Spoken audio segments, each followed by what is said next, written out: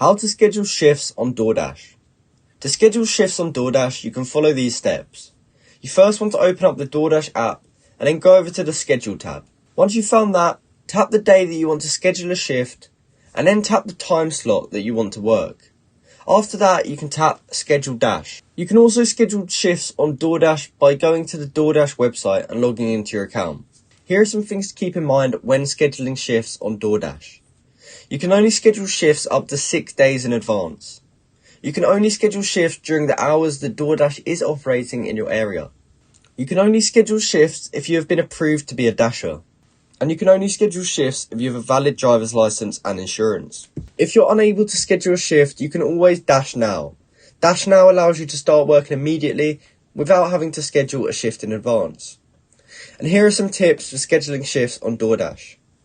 You want to try and schedule shifts during peak times, such as lunch and dinner.